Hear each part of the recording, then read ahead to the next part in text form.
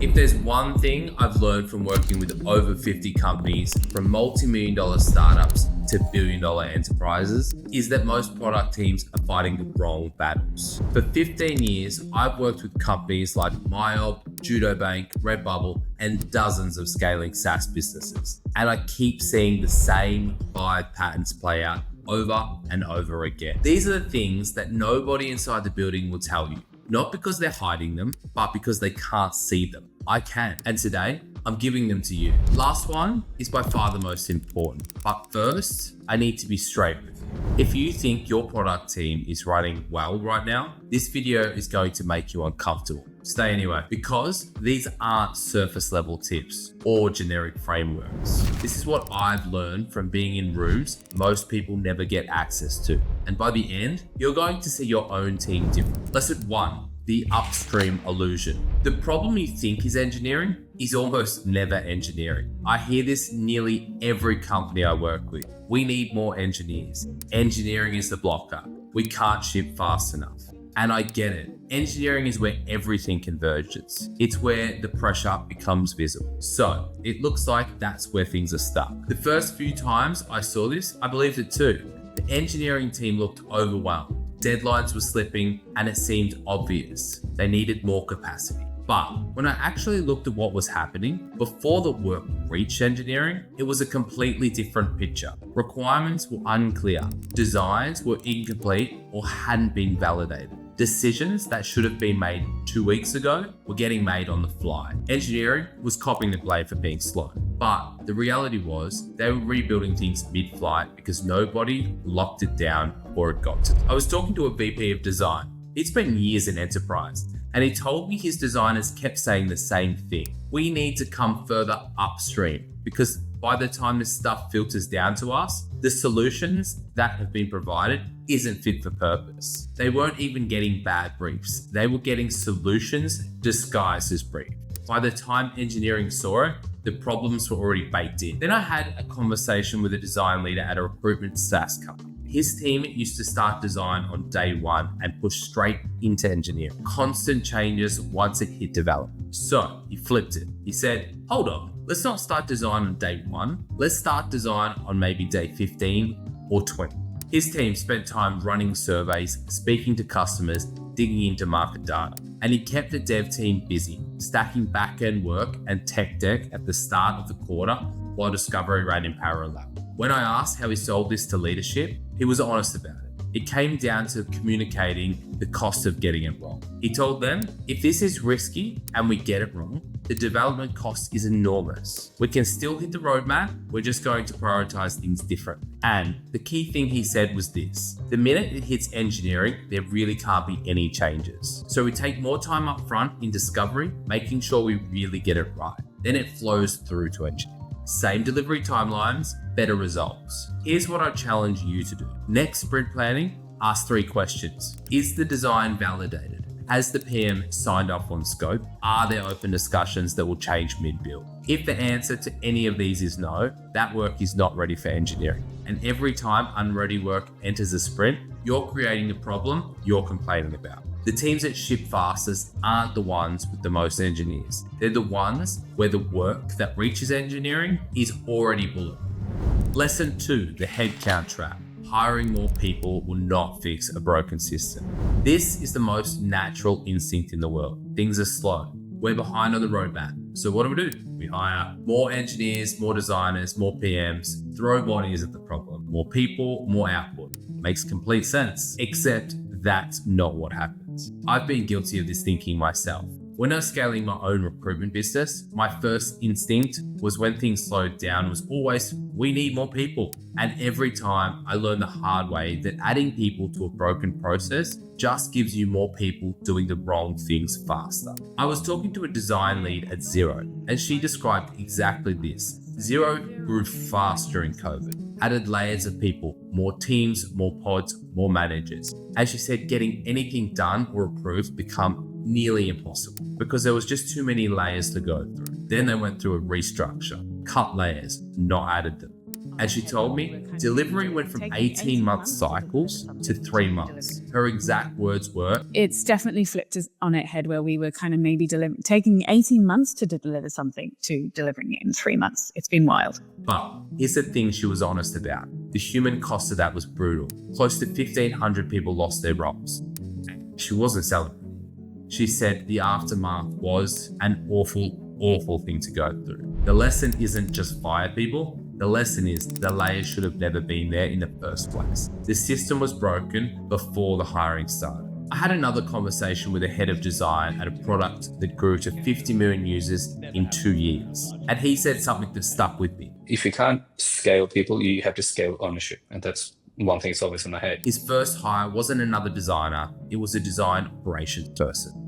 Someone to maintain the frameworks, run the ceremonies, keep the system running so the designers could actually design. He described what it was like before that hire. He was doing 35 to 40 hours of meetings a week, back to back. One meeting, he's deciding whether to launch a feature. The next meeting, he's talking about how to run a stand-up. The next, he's troubleshooting a broken design system component. He was spread so thin, he couldn't do any of it well. So instead of hiring another designer into that chaos, he hired someone to fix the machine. And that ops person ended up contributing 4 times the amount anyone expected. So here's the test. If you're about to hire, ask yourself this. If I added 5 people tomorrow, would they know exactly what to do, how to do it, and where their work fits? If the answer is no, you don't have a headcount problem, you have a systems problem. Fix the system first, then hire into it. That's when new people become a multiplier instead of more chaos. This next bit is the part I see everyone get wrong. But first, if any of this sounds familiar, check out what we actually do. Links below if you want to learn more about what we do.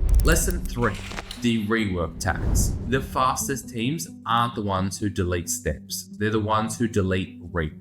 Everyone wants to move fast, and I've worked with teams that genuinely believe they are moving fast because they're skipping research, cutting discovery short, jumping straight into build. It feels fast, you're shipping things. But what I see from the outside across dozens of companies is that those teams end up spending 30, sometimes 40% of their capacity rebuilding things they've already built. That's the rework tax. And most teams don't even know they're paying. I used to think speed meant starting fast. Getting in, get building, figure it out as you go. That's how I ran projects early in my career.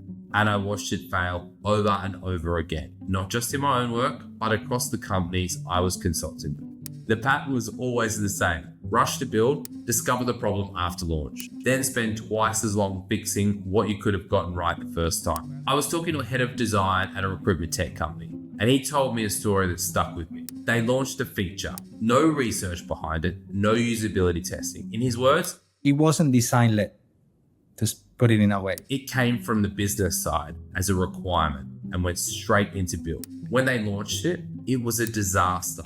Thousands of their customers started complaining. The feature was being used 500,000 times a day and it was broken. He said everyone was a bit freaking out. The instinct was to roll it back to the previous version. But instead, his design team stepped in. They ran 7 to 10 user interviews, looked at the feedback from the product portal and customer service, and in 2 weeks, just 2 weeks, they identified 3 things that if they fixed, everybody would be happy. They shipped those fixes, and by December, the complaints had stopped completely. His reflection on that moment was, that was a moment in time when everybody realized, okay, we need research. We need to actually understand a bit better. We need to get those insights. We need to put things in front of the user before actually we start working on those features. So 2 weeks of research would have prevented months of rework and damaged trust. I had a similar conversation with a senior product design manager at REA Group. She told me about a previous company where they'd sunk all of this cost into building a product that nobody wanted to buy. They solved a problem that wasn't there. She said, and had we just taken a step back and probably just done 2 weeks of conversations with our customers, we would have known that from the start. And the part that got senior stakeholders finally to pay attention, she said their reaction was like, oh shit, we actually did spend a fair bit of money here and energy on, and we're not seeing it converting that solution. No one's buying that product. That moment, when they realized the money was already gone, is what opened the door for doing discovery properly. Here's something you can do right now. Go look at your last 3 ship features and ask how much of the engineering time was spent on the first build and how much was spent on changes, fixes, and rework after. If you don't know the answer, that's the problem. If you do know and it's more than 20%, you're paying a rework tax that proper upfront work would wipe out. The fastest teams I've seen make decisions once. They validate before they build, and they never confuse motion with progress. Lesson 4, the feature parity trap. Your product isn't losing to competitors on features, it's losing on experience. I've sat in roadmap reviews where the entire conversation is about feature parity. Competitor X just launched this. We need to match that. When are we shipping our version? I understand the pressure. Features are visible. They are countable. You can put them on a comparison chart. But across 50 plus companies, I can tell you the ones losing customers are almost never losing them because of a missing feature. They're losing them because the experience of using what they already have is broken. I was talking to a creative director at one of Australia's leading core banks. His job was to stitch together customer journeys that span multiple platforms. Some built recently and some built more than a decade ago. He described what happens when a customer tries to do something like apply for a loan. They move across 3 or 4 different platforms in a single journey. And because those platforms were built at different times with different component libraries, different design patterns, the experience is, in his word, janky. Different tiles on the phone versus the web, different data visualizations from different vendors. Every feature box is technically ticked, but the experience of moving through the product feels like 3 different products stitched together. Then, a product design director at Xero told me something similar. He said one of the biggest design challenges is creating a cohesive experience when a customer journey spans something built 15 years ago and something built today. It's really hard to make consistent experiences across that, he said. And a design lead on Xero's mobile team described putting an audit together and the reaction being, my God, this is a mess. Users jumping between the partner product and the core product, getting completely different experiences, even though both technically use the same design system. Think about why people moved to mobile banking. It wasn't because mobile had more features than the web app. The features were actually fewer, but the experience was better, simpler, faster, way more intuitive. The experience won. Here's what I challenge you to look at. Pull up your support tickets, pull up your churn data, pull up your onboarding drop-off rates. I bet the top issues are not missing features. They are, I couldn't figure out how to do the thing you already built. That's not a feature problem. That's an experience problem. And it's one of the biggest levers most teams are not touching. The best product teams I've seen treat experience as something they measure and invest in, not something they do after the real work is done. And they know that a product with fewer features and a great experience will beat a product with every feature and a terrible one every time. Lesson 5, the benchmark blind spot. This is probably the most important thing I've learned across 50 plus companies. Most teams don't know what good looks like because they've only ever seen their own setup. This one took me years to fully understand. Early on in my consulting career, I'd walk into a company and ask how they thought things would go. And they'd say, pretty good. Then I'd look at how they actually operate and think, this is broken in 5 different ways. They weren't lying. They genuinely believed it was good because their version of normal was the only version they'd ever seen. I was talking to a head of design at a fast scaling tech company, and he told me that when he joined, he ran a maturity survey across the entire organization. The results came back overwhelmingly positive. People across the business genuinely believed the design team had a big research budget and was testing everything with real users. The reality? Zero budget. Not a single user test had been run, ever. He said, We do have a lot of data that comes from our customer service teams, but actually going and meeting a customer is a taboo in the industry, right? So meeting customers face to face was basically a taboo in the industry. But because the people in the organization had a perception that design was well resourced, because they'd never seen what it actually looks like, what he did next was clever. Instead of correcting people and saying, actually, we've got nothing, he rode the positive perception. He said, we're going to use this and we're going to build on it. He put together a list of 8 to 10 things that would move them to the next level of maturity. Started running design showcases, not for designers, but for the whole company. He brought the baristas, the reception staff, the SEO team into the room and showed them what design actually does. And then he opened the doors and said, you've got ideas on how to improve what you're doing? Come to us. We'll run the ideation for you for free. Suddenly, design went from a team people didn't understand to a team that solved problems for the whole business. I saw the opposite pattern at a recruitment tech platform. When the head of design joined, the design team was embedded under product, doing UI only. No UX, no research, no strategy, level 1 maturity. And the team thought that was normal because in their world, it was. They'd never seen a high-performing design function. Then I had a conversation with a design leader who spent 15 years in the game. He told me a story about joining a new company and physically carrying 2 desks into the lift on a Thursday night, wiring them up on the digital team's floor, and showing up on Friday morning saying, "G'day, I'm here." The digital team wasn't happy. For the first 6 weeks, every retro blamed design for slowing everything down. Then they shipped, and overnight, the conversations flipped. His words. Suddenly it wasn't us asking these questions and being annoying.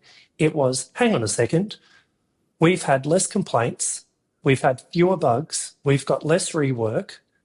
How do we get you involved in more things that we're doing? That's what outside perspective does. Not telling people what to do, showing them what they couldn't see from the outside. If you've never had someone from outside your company look at how your team operates and give you an honest assessment, you might be the company giving itself an A when the answer is very different. These are the patterns I see over and over again. They took me 15 years and 50 plus companies to learn, but they don't have to take you that long. This is what I do. I go inside product teams. I see what most people can't see from the inside, and I share it here so you don't have to learn it the hard way.